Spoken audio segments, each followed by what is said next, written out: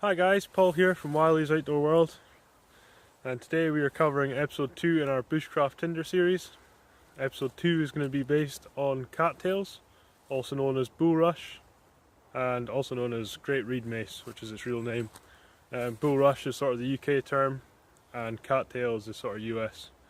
So today we're going to cover finding cattails, how to identify them, the sort of places you will find cattails, and also what it is you're looking for to harvest to use for starting fires. So without further ado, let's get stuck in.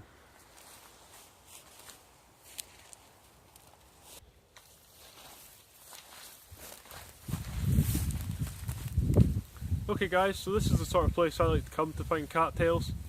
As you can see behind me here, it's a swamp or marshland sort of area. Cattails tend to grow in standing water, so the likes of your lochs, your ponds, lakes, whatever. You can find them pretty much anywhere there's standing water. Hopefully you can see a few behind me here.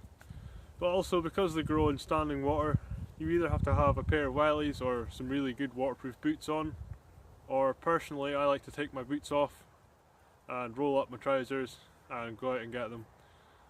This time of year, getting your boots wet is just no fun at all. So I'm going to take off my shoes and my socks, and we'll go out and take a look, and I'll show you close up what it is you're looking for.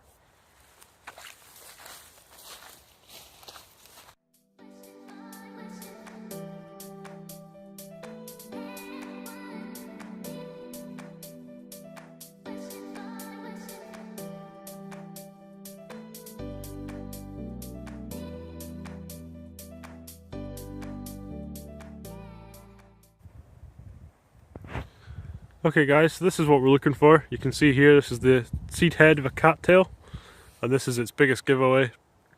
When you're trying to identify cattails, this is what will let you know you've found one. It's got a very straight stem, maybe about 4 or 5 foot tall.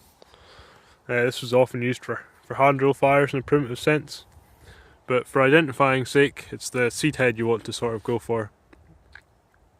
And where you find one, you'll often find a few. As you can see, there's one over there, one up there as well. So it's a case of just finding the right one now, and I'll come back to you when we find what it is we're looking for.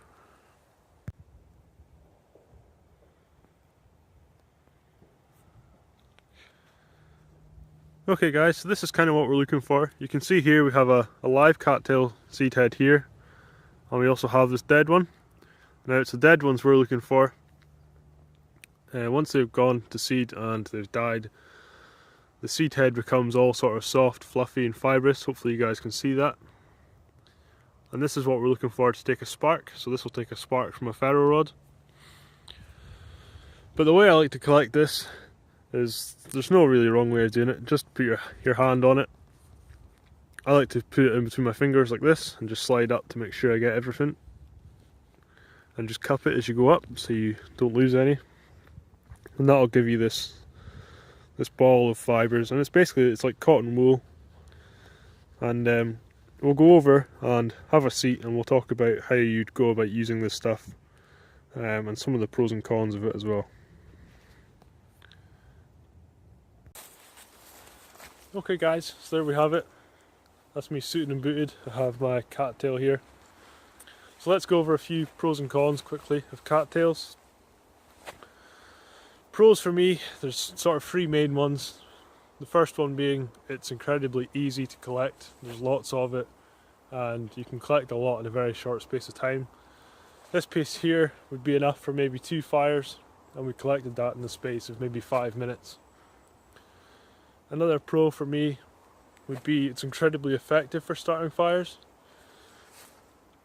And what I mean by that is it takes very little work, no physical effort as such.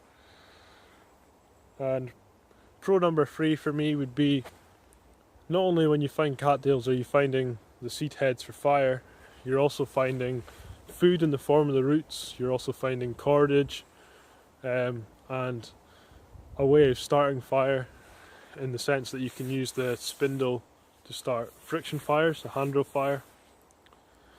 The biggest con for me, and sort of the only real con, would be, although we just said it's effective, you have to have the right conditions to use it. And what I mean by that is it's got to be a sort of dry day, because what this does, there's a sort of misconception that people have where they think, you know, you put a spark into this and it'll sort of go up into a big ball of flame. Unfortunately, that isn't the case. What it does do is you put a spark in it and it'll smoulder like an ember, and then you have to transfer that into sort of dried grass or whatever, blow on it, and that gets your grass to light. So there's that sort of conditions where you need to have a sort of dry day to be able to use it, and in Scotland that doesn't happen very often. So that would be the biggest con, but when you do have that sort of dry day, it does an incredibly effective job, and I would highly recommend you guys getting out and trying it.